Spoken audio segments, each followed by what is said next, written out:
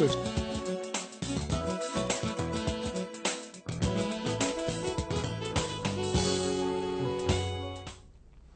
greetings, my name is Dr. Waddell Brooks Sr., and this is Community Forum. Ladies and gentlemen, we have an outstanding program. As a matter of fact, we have two exemplary people with us today. Dr. Thomas Rudd, Lake County Coroner, and we have Matt Stanton, law professor and attorney at law.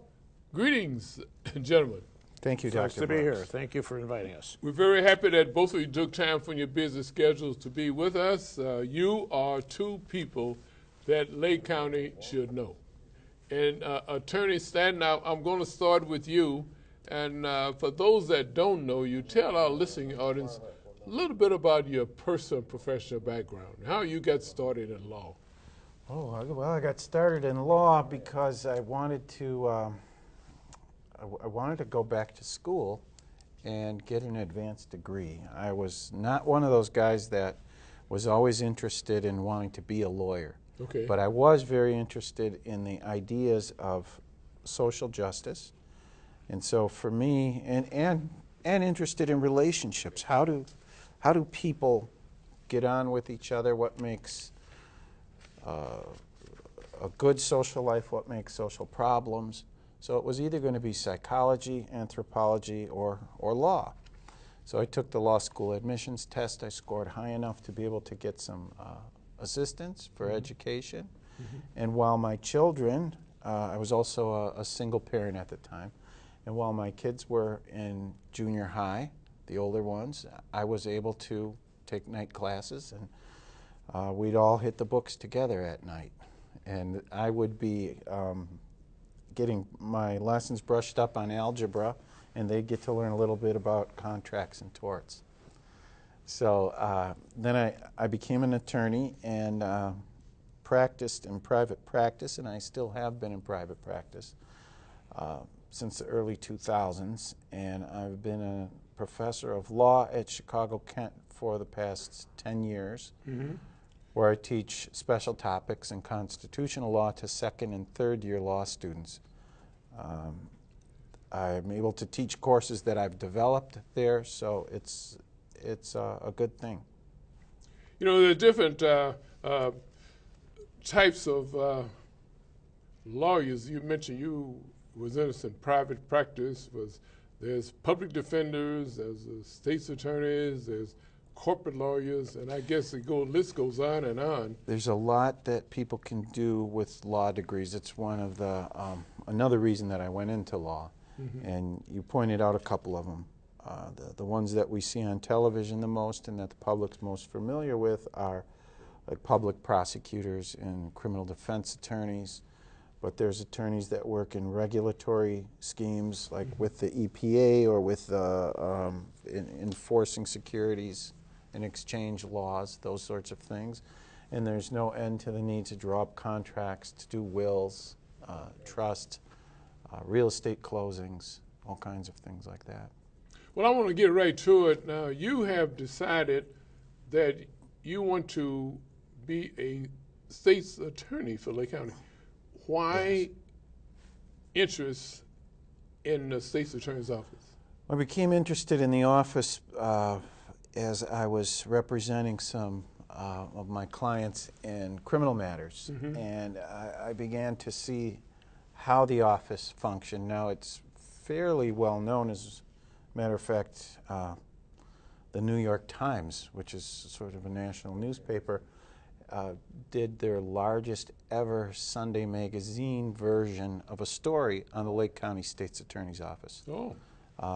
Was that in 2000? I believe it was November, December 2010. And it was called the Prosecutor's Case Against DNA.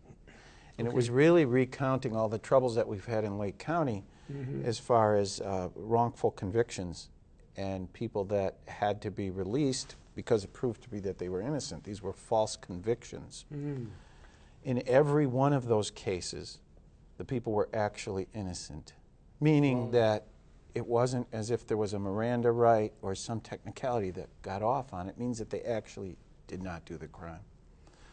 What's interesting about that is that in most all the cases, I think all but one, there was actually a false confession. Now, it comes as a shock to most people, and most people will wonder, how can somebody confess to something that they didn't do, especially a serious crime? And there was one case, the case of Jerry Hobbs, where he confessed to murdering his own daughter, his own 5-year-old daughter, and her friend. What we came to learn is that some of the interrogation practices, for one thing, that are utilized in Lake County and were utilized in these cases are outdated interrogation process. Go by the name the Reed technique and things like it, but they are coercive. They're known to produce false confessions. They're psychologically manipulative. And actually, that type of interrogation is at the heart of a case that's in front of the court right now, the daycare worker, Melissa Kalyasinski. So as I began to see these things and observe the culture of the state's attorney's office, and seeing how that was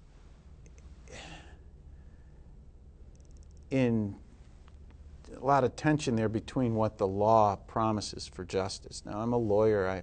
I believe that in the principles, the practices, and the methods of due process of law, the presumption of innocence. And so when you have that sort of record and that kind of culture, understand here, we're not talking about somebody that mixed their colors in the washing machine here. That's not that kind of mistake. It's these practices that have resulted in these false confessions are serious, very serious matters. I began to question if there was any real accountability in that office. And I know that the current state's attorney has promised some reforms, and he's done some things. But I don't think that that has been addressed. Attorney Stanton, have you walked through the state's attorney's office and to see what is going on? Tell us what happens in the state's attorney's office. Well, I don't think they'd let me walk through. First, maybe if I brought you, they would. First when off, I say walk through, yeah. you know understand what I'm saying. What goes on? Well, the state's attorney's office is charged with the criminal prosecutions for the county. Okay. There's also a civil division where the state's attorney defends the county and county officers like Dr. Rudd. And there's a child support enforcement division. Okay. So that's anybody that has a child support order and that's owed to them can go to the state's attorney regardless of if they can afford an attorney or not, and that the state's attorney will pursue that. But the prosecution, the state's attorney gets involved after an arrest has been made, and there's the police report comes there, and they will then issue what's called an information or an indictment and charge the person with whatever crime. That decision is made by the state's attorney. And then the process begins leading up to trial. One of the problems is that a lot of people perceive that it's simply a rubber stamp affair. That there's an arrest, and then you're charged with whatever the crime is, and then the court will sentence you.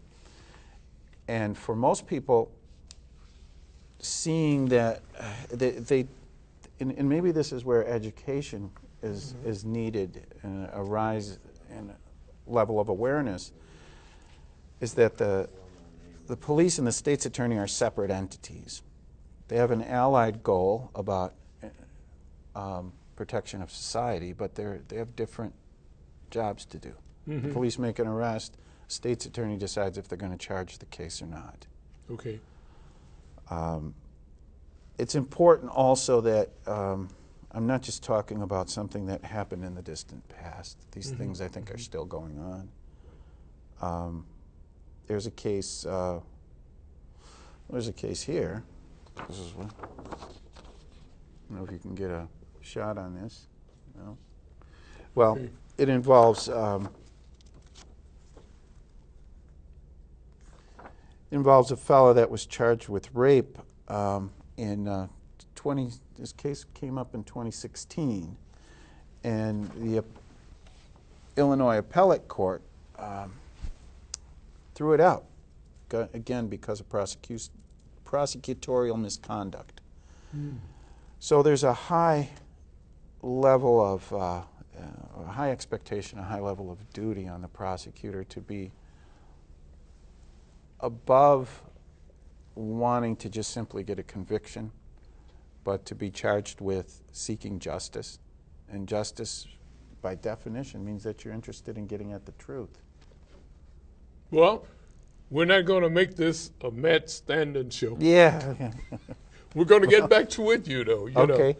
But we have to pause here and and let Dr. Rudd. You know, with Dr. Rudd, if you wind him up, he'll go. If you don't wind him, he'll go anyway. You know. Well, but Dr. Rudd, maybe there's another level there that we need. First May of not be all, where you want me to go. we're going to start off with a positive note because I guess they're all positives, you know, because it's you guys' show, you know. But the Lake County coroner, Dr. Thomas Rudd, to receive the 2015 Illinois Law Enforcement Executive of the Year Award. Now, this is outstanding, speaking of being positive, because this was by the Illinois Association of Law Enforcement Executives. And I think this is outstanding. Dr. Rudd, I'd like for you to enlighten us about it and tell us how excited you was to get this award. I don't know if a coroner's ever gotten that award. I mean, it's Well, phenomenal. at least not in Illinois. I mean, because it is an organization of actually former policemen, but I think higher up. I think former chiefs of police. Okay. Okay, and they selected me based on several cases over my 3-year term. Okay. One being the Fox Lake case, because I got it just after that. The other being, of course, That was the G.I. Joe G.I. Glenn Joe. Owens case, the staged suicide which you spoke out on. right away. Yeah. But also the King and Kalazinski event or case. Okay. Also the Justice Hall case. Okay, I wasn't a big part, but I was attacked for giving the manner of death right after the autopsy. And I thought it was rather strange because you have a police officer who admits to shooting somebody, and therefore, by definition, it's a homicide, but I was attacked for that. And of course, what started it all was the Darren Hanna case, which we've talked about many, many times on this forum. And so, approximately 2011, I believe. correct. And so they realized that I stood up for what I believed was the truth. Also for the fact that the way I analyze cases are with current medical science.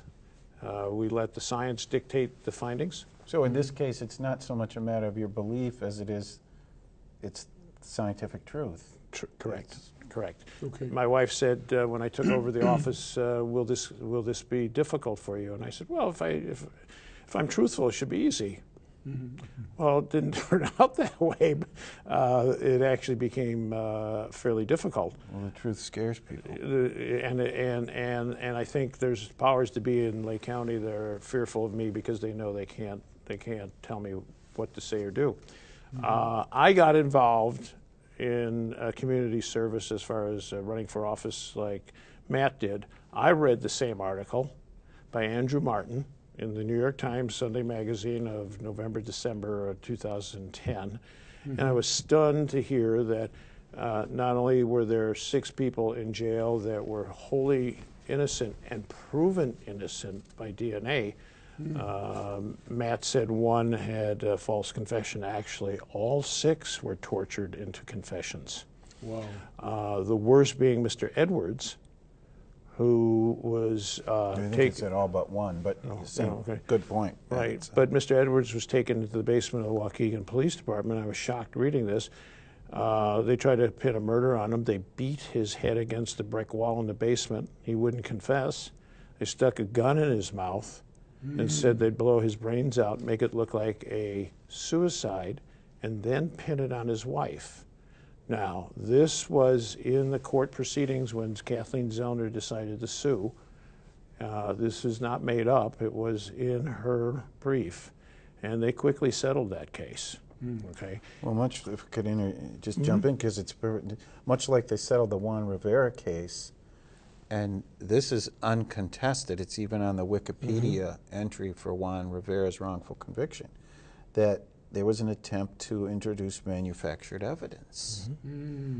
And that's one of the reasons to settle that, and that was settled for $20 million, the largest sum in United States history. Wow, United States history. Yes, in U.S. history, because well, continue on. Well, that's a good point.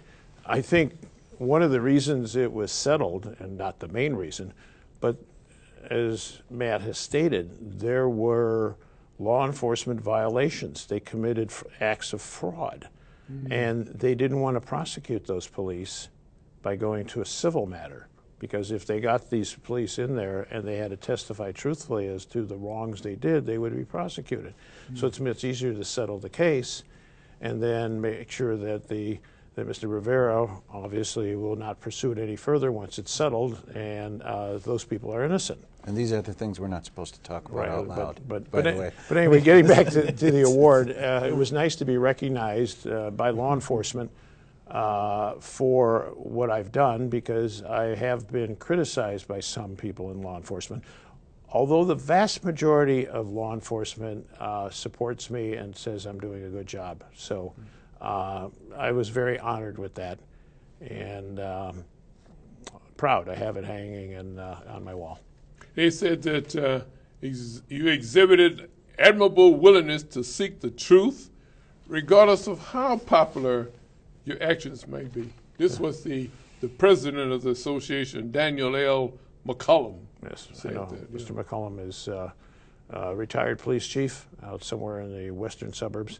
And he was actually my gun instructor when I got in. The coroner's office carried weapons when I came in, and I was expected to carry one, and I had to train with him. And that's how I met him, and he knew of me. Dr. Rudd, you made a very good point about the majority of law enforcement being supportive of you. I think that reforms along the lines of addressing interrogation techniques or identification problems with eyewitness identification, those sorts of things, are no threat to public safety. As a matter of fact, I think they make law enforcement's job easier to do. And I would agree. I've talked with many officers who are supportive of these sorts of things. Well, I was excited about this because this award, you're only the 6th person to receive this award. So it's not given out to just anybody. That's correct. You have to really earn it. Yeah. Okay, and I was surprised by it. I didn't even know it was coming, and obviously, not knowing its existence, I certainly didn't try to get it. You're right. Great. Well, I thought I was start out with that way of introducing you to Lake County, just in case Lake County audience had not. And I say Lake County, the Comcast audience is only about 100,000 people, but it will be viewed by Kenosha County and also Cook County, KNTV. You know, for those that are not aware of it. So I thought this was a way of introducing you. Well, you may enlighten us on the qualifications of a coroner. Okay. You've had this one term?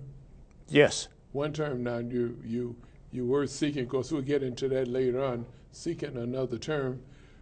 But what qualifications do we have? Can anybody run? All you have to do is have a high school degree and no felonies.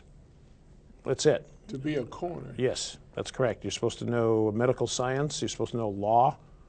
But there's no way a person with those qualifications you just named could could handle cases that you just handled. You would think not. That's correct. But where else? Let me put this: where else can you come out of high school and earn $125,000 the next day? Okay. Think about that. That's a lot of money for somebody just getting out of high school. I could see getting that amount of money after getting a degree or an advanced degree. Okay. But to be right out of high school and get elected, you will earn $125,000 plus benefits. The coroner system is antiquated.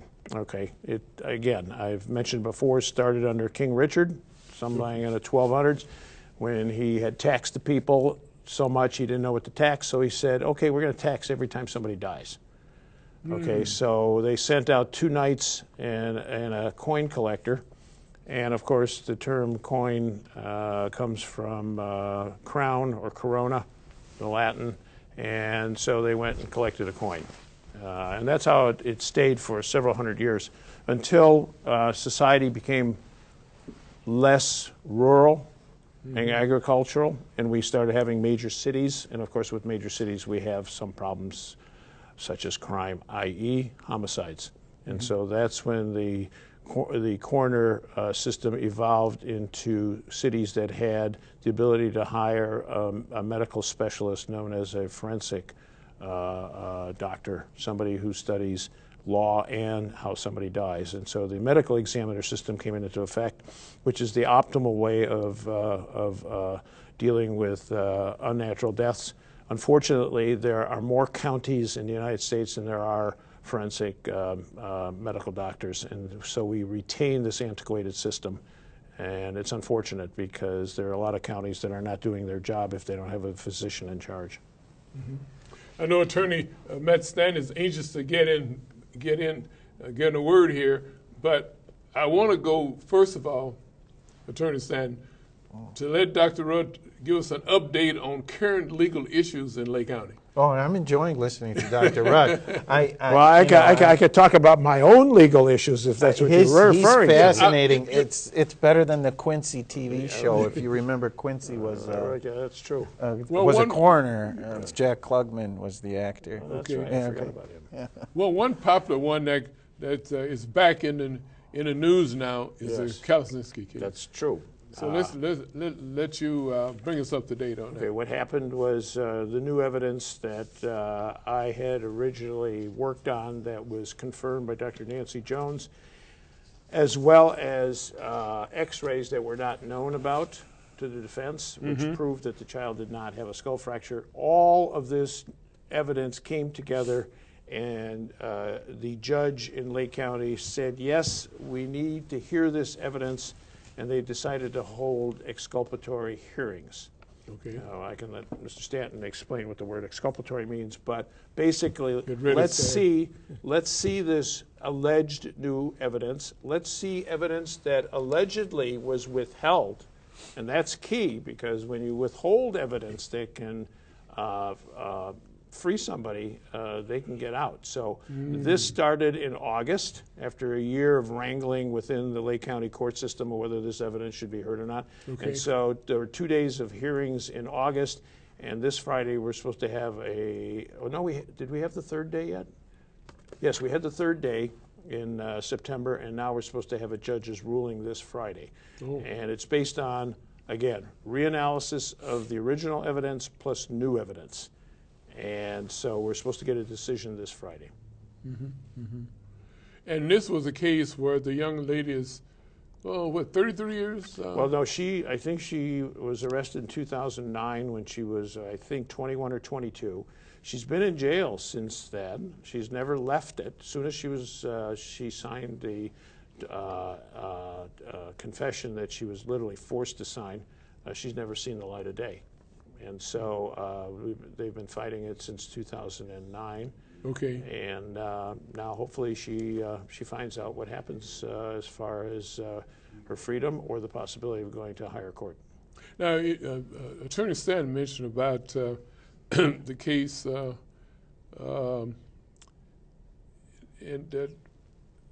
about the activity in Lake County, but I thought Chicago was the worst in forcing people to confess. I think Lake County has the highest payout. Oh my goodness. Okay. I think it's higher than Cook County. Now, Cook County may pass us soon, but I think Lake County was #1 in payout. I think it's approaching, I forget how many millions. Dr. Brooks, it's a good point. I mean, Cook County does have a large number, and they are known for these sorts of false convictions. And what Cook County has, which we sort of lacked, is they have the John Burge cases. Yeah. And that was John Burge was involved in torture and forced confessions, and we don't have that central character to tie these together in Lake County. So people hear about it, and that kind of registers with them a little bit. That is, unless they're suffering from it, or if it's something that's happening right in their own communities, and it happens right here in Lake County. And it can happen to anybody. I mean, we're not just talking about black people and Hispanics, we're talking about white people too. It's a cross race. Yeah, if you look at Melissa and the other 6 cases, it's Hispanic, it's black, and it's Caucasian. It is white. So it's equal in some regards for this. Which suggests to me that there's a mentality that's at work that, well, will run anybody down. I tend to agree. As somebody who is not involved in the, shall we say, the basement of politics, for want of better terms, I mean, we tend to think of our judicial system and our law system, we try to hold it up in esteem. And then when you start reading about what's going on and you actually work with it, and you see the bad things that are occurring, you can't believe it. For instance, when I reviewed the case of Benjamin Kingen and found that the results were the opposite of what they said, you question your own ability to read the slides or review the case. All right, when you watch the interrogation, you think it's some fascist country or maybe under Joe Stalin. The way they go after you and pound the table and swear at you and be in your face and leave you in the room for 1.5 hours without any contact. I mean, I'll say it. To me, it's torture. It's a mental torture, and in fact, there is a resolution in the United Nations that says this type of interrogation, by definition, that adapted by the United Nations, is a form of mental torture. And most countries in the world prohibit it. Correct. Okay. Right? And so when you see these shocking things, you can't believe them. And then when you do present them as, almost in childlike manner, like, look, there's this horrible mistake, let's correct it. Yeah. And then they just dig their heels and ignore it. That's surprising to me. That's the shocking part, right, is the resistance, the fight to maintain that this is a conviction. We're right. And even if we're wrong, we're still right. Yeah. That is it's hard to believe. It is. It is. And when you, like in the Fox Lake case, when I got attacked for jeopardizing the case, most people don't realize this. The only reason I made a comment was because the press was participating in rumors of how the lieutenant got shot. And I had no intention of saying anything because the case was unknown as to the manner of death. We heard it was a homicide. Some of the changes looked like suicide. We weren't sure. And so the best thing as a scientist, if you can't be 100% sure that it's a suicide or a homicide, you wait until you get the police reports and you get all the forensic evidence. You come together and you make a decision with everybody, not just alone. And so when 10 days after he had killed himself, the press was floating the rumor he got shot in the head, and they came to me, and I thought, well, this is ridiculous. We can't have that out there. All right, so I said, no, he wasn't shot in the head, and he wasn't shot in the limbs either. He had a single fatal gunshot wound to the torso, and the torso is anything below the neck and above the groin area. And you were attacked for that. I was attacked in the press as jeopardizing the case, and unfortunately, when you read the press release, it read as if it was going to be used in a political race. Okay, and luckily, John Cass, the Tribune columnist, had talked to some of the detectives that he knows. He wrote a scathing article criticizing the task force, and it was so powerful that the task force invited me in and apologized for what they did. Oh, okay. Okay. A lot of things happened in the case, and you have some people renege and say they, the case with Jones, was it Jones that, the corn? When we're talking about the Kingen-Kalazinski case, Yeah. when the exculpatory hearing started, 3 days worth, we were shocked to find out that and I'll mention his name, it was stated that Dr. Montes committed perjury. It was stated by an individual, a deputy coroner, who was at the performance of the autopsy exam over 2 days.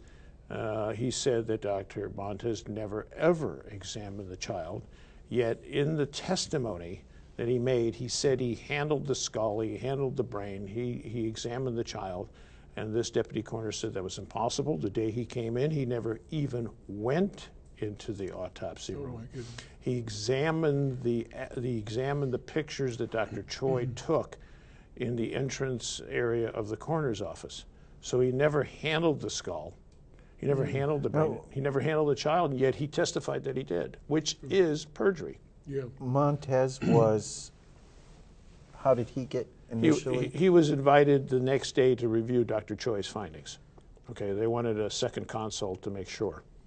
Okay, and so he was brought in. Prosecution? Yes. And they also wanted to pretend they were enacting the autopsy while they were interrogating Melissa. They were pretending they were doing it, and they were feeding material to her as if the autopsy was being conducted, and it wasn't being conducted. They lied. But the United States Supreme Court says you can do that. So they're bringing her in, and they're saying, oh, the pathologist says this, and the pathologist says that. So they take the phone call, and they run into the room, and they say, the pathologist says this, that you did it. And in fact, they're not doing an autopsy. What Dr. Rudd just referred to is that it's okay to lie in an interrogation where you're the interrogator, you're the investigator, you can come in and say something that's false to the person you're interrogating. Shocking. It's shocking. That was a shocking thing when I was in law school and I discovered that. And unfortunately upheld by the United States Supreme Court. Yeah. And, quite frankly, it shouldn't be allowed. Okay? There's other, yeah. I mean, in advanced European countries, that just isn't allowed. It just isn't. It isn't right, okay? Because if somebody of borderline mental ability to understand hears this, then they think, well, maybe I did do it. Okay? When you're playing fast and loose with the truth, anything can happen. Exactly. I mean, you have to be scrupulous on that count. So we'll find out if the evidence that we, I hate to say. But you go back to your point, I guess, Right. on Montez. Oh, he perjured himself. Yeah. He committed perjury. And as a result of his perjury, he convinced the jury to send her to jail. Okay. Yes, yes. A very serious offense, perjury is. That's how she really got. Yes, his testimony weighed heavily on the people hearing the trial. Okay, they believed in what he said because he was so strong in his presentation, so sure of himself. The jury believed in what he said. Well, Attorney Stanton,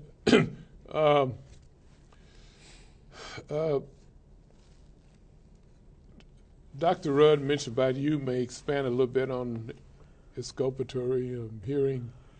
Sure. Just touch on it. Yeah, what does it mean exactly? Exculpatory evidence is evidence that the prosecutor has in his possession that may be favorable to the defendant. It could be interpreted in a way that might benefit the defendant. And again, the idea here is that the prosecutor and the defense, okay, the prosecutor represents the people.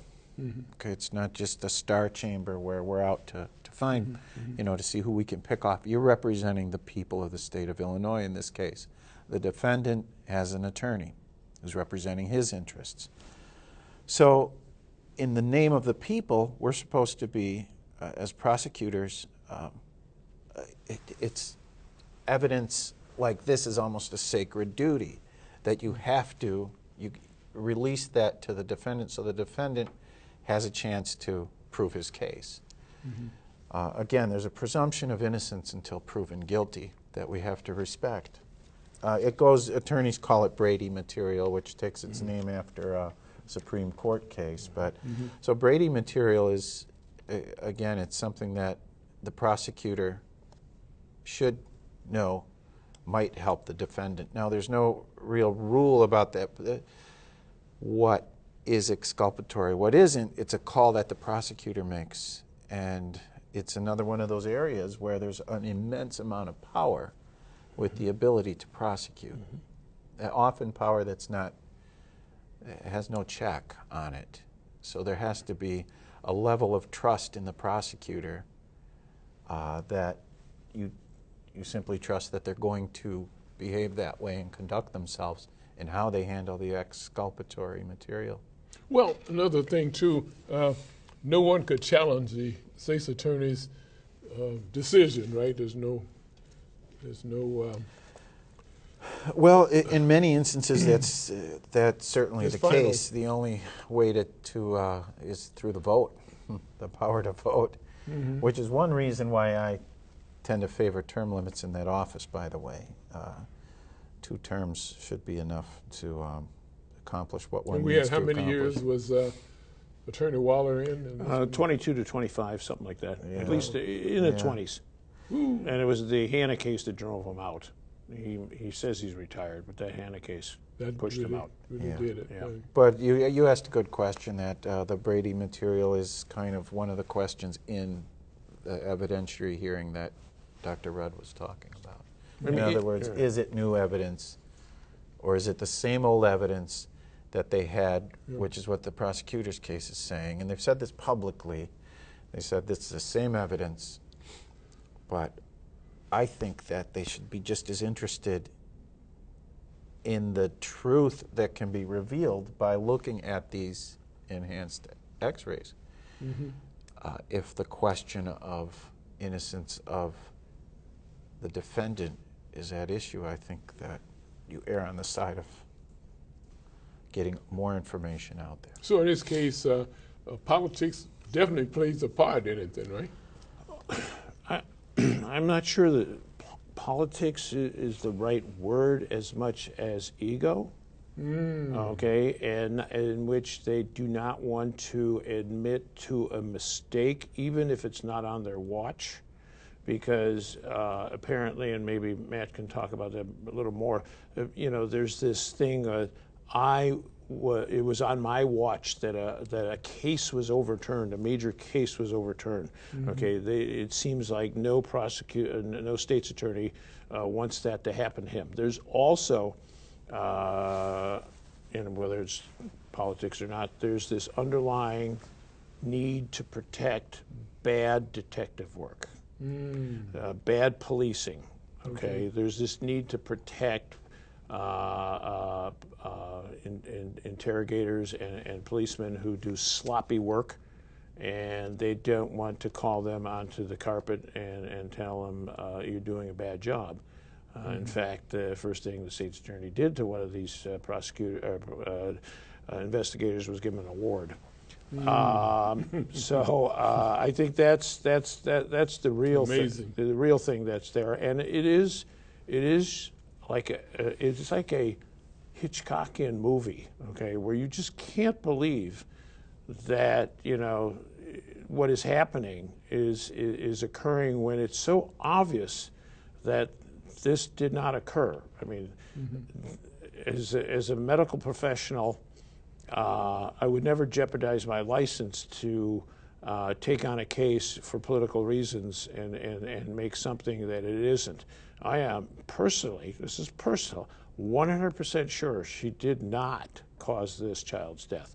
There is clear-cut evidence of an old injury 6 weeks prior, okay, well documented by the findings, and that's what caused this child to die. Well, had you not got involved, then it wouldn't be what it is now. If I would say this, if you did not have a pathologist take office in December 2012, there's no way anybody else could have looked at this case and realized a mistake. They wouldn't know what they're doing. The current fake Democrat, I'm not sure he could even use a key to get into my office, let alone a microscope.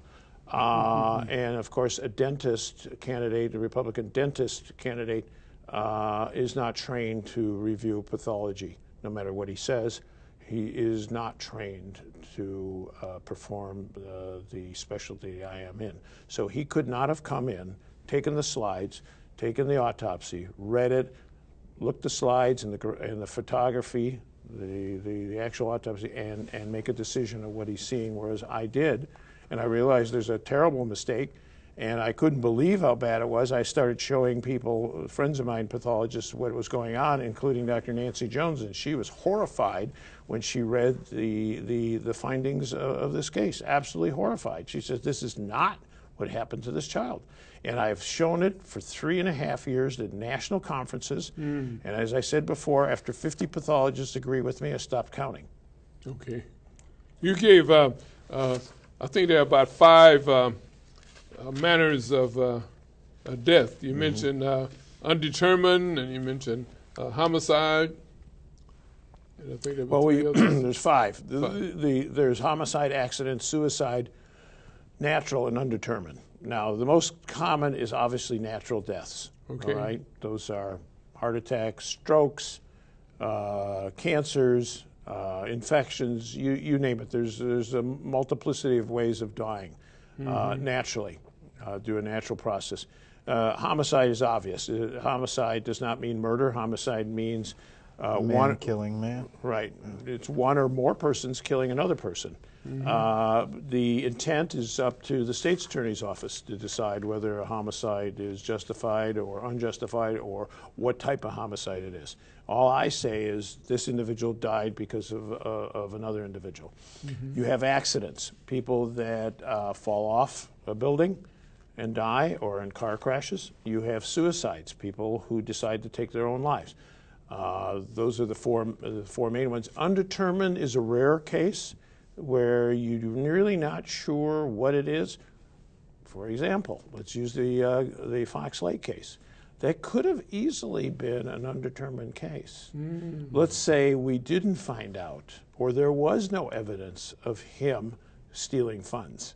Let's say there was no evidence of him doing anything wrong. Let's say he was an exemplary police officer. And we have a report of 3 people out there that supposedly he went to pursue, and let's say these 3 had excellent alibis. Okay. So how did he die? I don't know. That could have been an undetermined. In fact, prior to the FBI coming in, the head of the crime task force and I discussed that for many hours seriously. Okay, we're saying we can't come up with anything.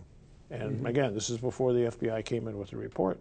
So I talked with the task force over a span of 1 or 2 days, and we discussed, this is what we have, this is what, and I said, this could easily turn out to be undetermined, meaning we're unsure of what was the manner of death. We know a bullet killed him, but how did the bullet get there? Was it done by another individual? Was it done by the man himself deliberately, or was it done by the policeman himself accidentally? Okay, so it could have gone undetermined. Well, Matt, again, I want to lean on you all the time here, but Dr. Rudd is well known in Lake County now through the, I guess, 5 different cases. 4 or 5 different cases. 4 or 5 different cases. Plus your show.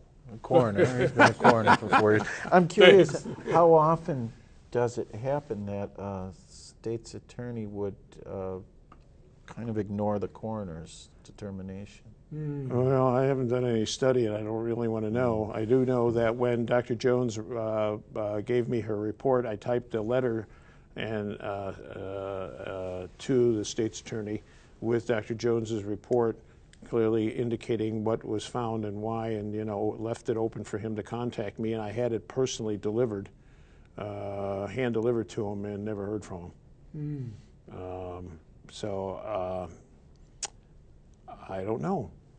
Well, we want to know how well are you known in Lake County. Do you, this is Matt now, do you participate in community activities? That we see Dr. Rudd at every activity, breakfast, dinner, whatever. Well, currently I've done a lot of volunteer work in the past. Okay.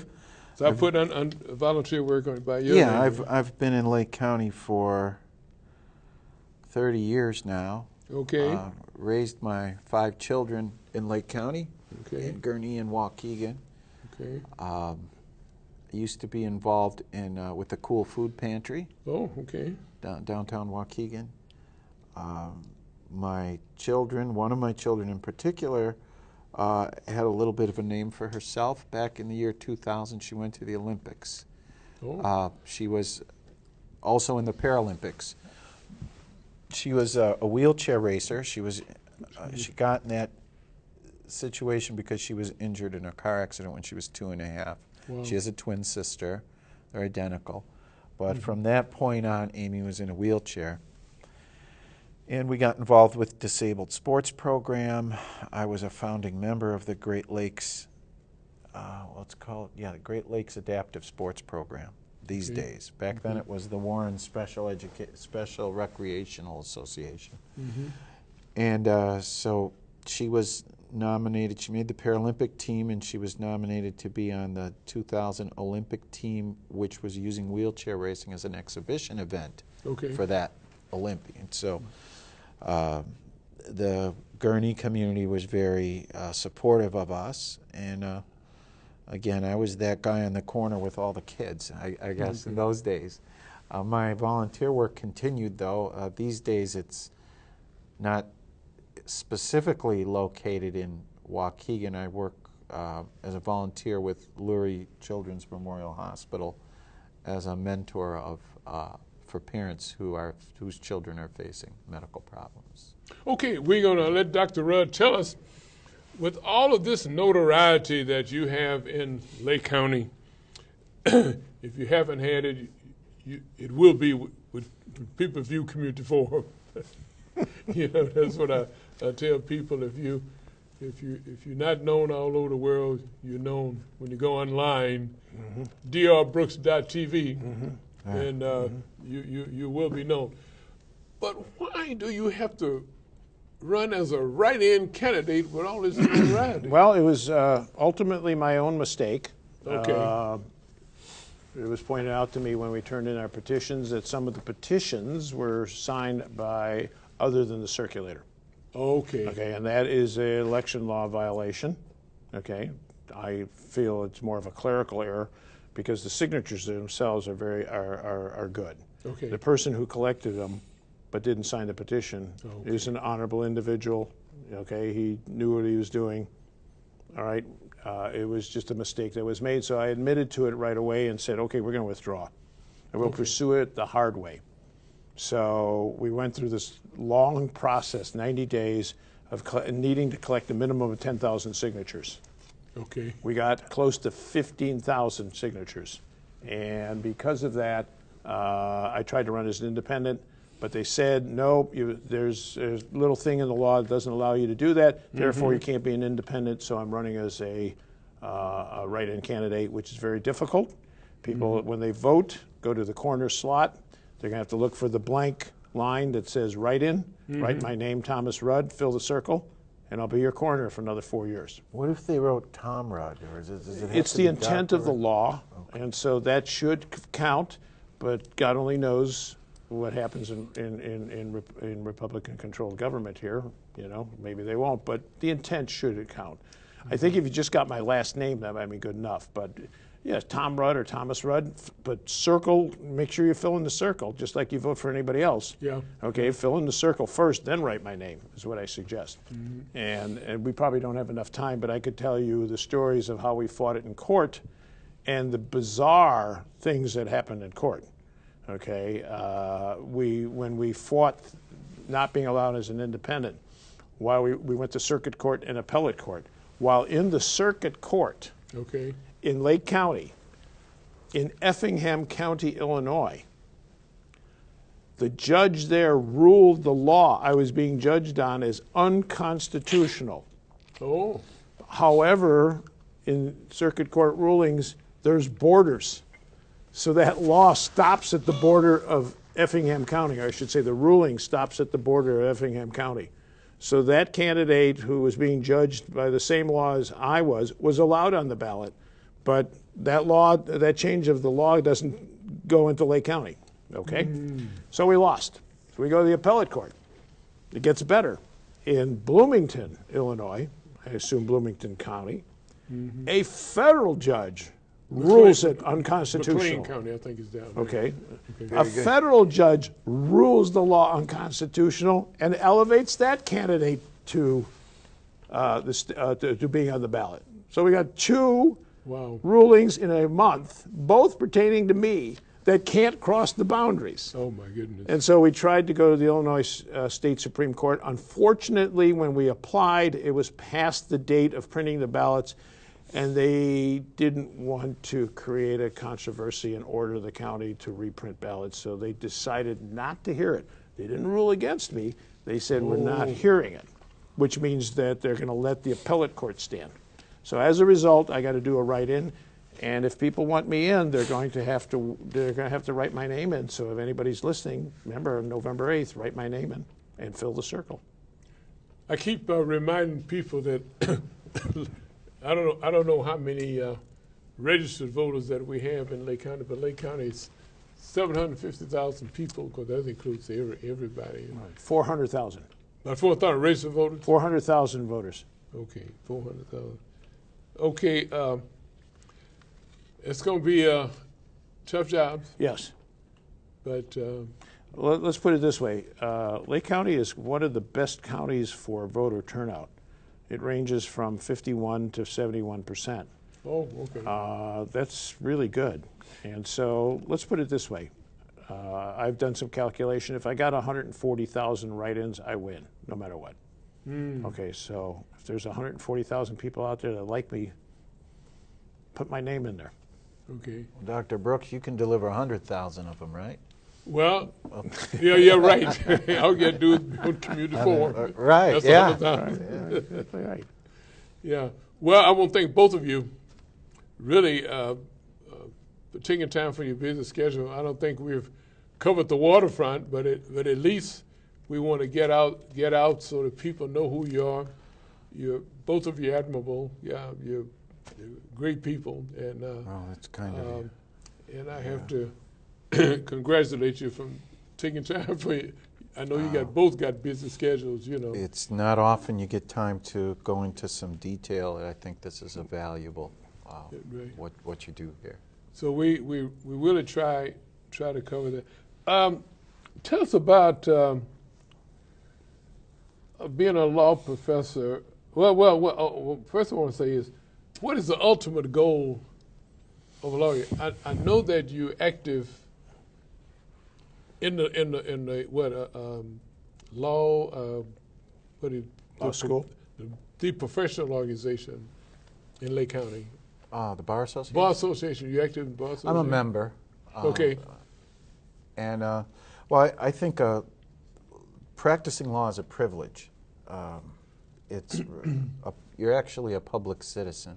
Okay. Is what Ralph Nader calls himself. Is actually his organization was called Public Citizen. And you, being that you have the right, the licensed privilege to go into court to represent someone else's case that another person does not have. Okay. And court is a unique place, magical place, powerful place. When that gavel comes down, reality goes in one direction or another. Okay. Either you're going to have custody of your children or you won't. Either you're going to go to prison or you're going to go free.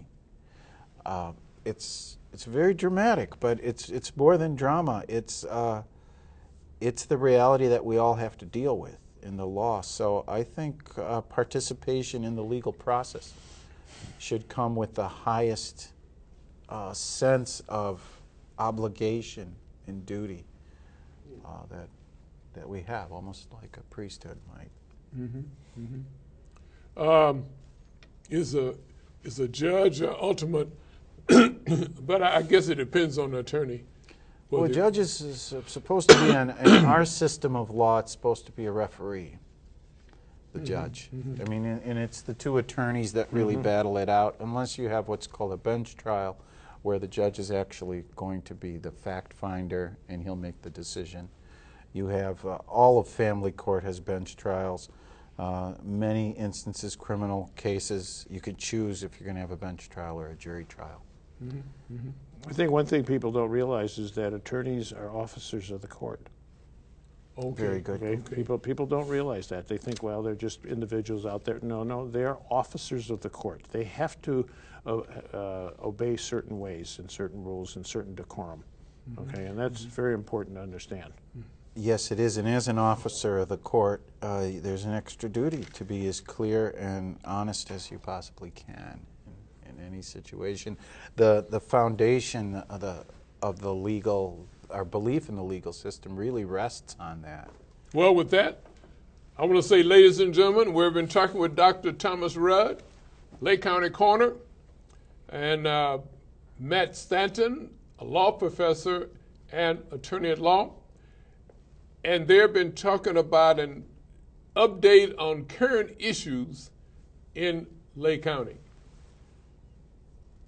Is that right? Update on current legal issues in Lake County. This has been Community Forum. My name is Dr. Waddell Brooks Sr., your host.